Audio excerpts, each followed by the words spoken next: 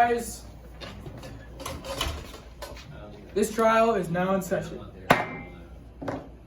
Mrs. Franklin, I'll start with you. Now you're blaming Mr. Watson and Mr. Crick for stealing your data to use in their discoveries. Now what exactly are you saying they stole? Your Honor, my client, Rosalind Franklin, now took the famous Photo 51 using X-ray diffraction, which involved aiming X-rays at the DNA molecule. Without this crucial image, the pair would never have been able to fully deduce the structure of DNA. Thank you. Now Mr. Watson and Crick, how do you respond to these allegations? Now, my clients understand the importance of Miss Franklin's image in their discovering the structure of DNA. But my clients received the Nobel Prize for discovering the entire structure of DNA, which Miss Franklin simply did not do. She simply confirmed the shape of the molecule. Nucleotides contain the sugar deoxyribose, a phosphate, and one of 4 nitrogen bases: adenine, guanine, cytosine, and thymine. It was my clients who found it was nucleotides twisted around each other that make up the structure of DNA. Miss Franklin deserves nothing, but we thank her for her contribution. Now, that sounds like a very interesting point. Would either Mr. Watson and Mr. Crick wish to expand upon that and provide more detail? I would, Your Honor. Going off what my attorney said, Miss Franklin didn't really do anything to contribute, except take the picture that helped us discover the structure of the DNA. She herself didn't do this, only took that picture. Me and my partner took this information and made great use of it.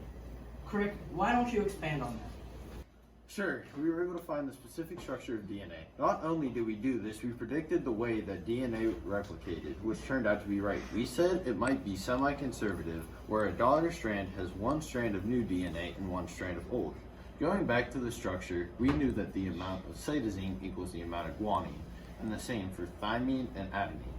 Because of this knowledge, we found that the width of the helix and cytosine and guanine bases pair with 3 hydrogen bonds, and thymine and adenine bases pair to each other by 2 hydrogen bonds. Objection, Your Honor. They've been speaking for way too long. I would like to call forward a witness. Order in the court! Mr. Crick, please shut your mouth! Miss Franklin, who is your witness?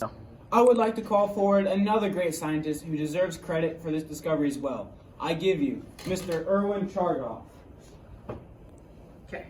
Mr. Chargoff, why don't you tell us a little bit about what you discovered? Please come up to the stand. Thank you. Now I studied the amounts of adenine, guanine, thymine, and cytosine of the DNA of various species. First, you must know that guanine and adenine are double ring bases, or a purine base. Thymine and cytosine are single ring, or pyrimidine bases. I found that within a species, the amount of guanine nearly equals the amount of cytosine, and the amount of adenine nearly equals the amount of thymine.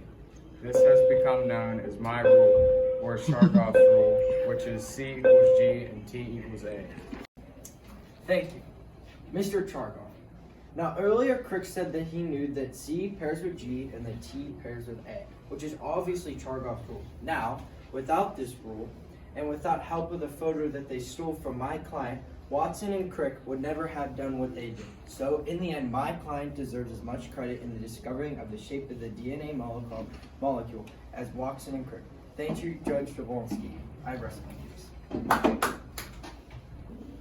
Thank you, counselor. Now this has been a long trial, and you all have made excellent points. This is going to be a very tough decision to make, and it will take a long time for me to reach a verdict.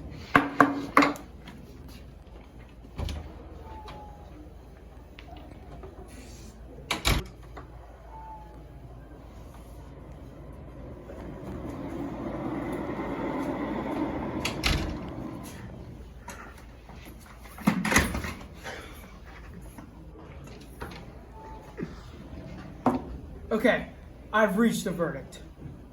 I am ruling in favor of the plaintiff, Miss Franklin, because she deserves just as much credit in the discoveries presented today.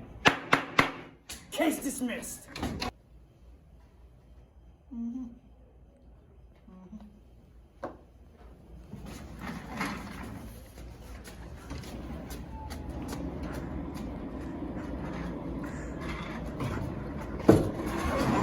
That's another episode of Judge Jablonkski.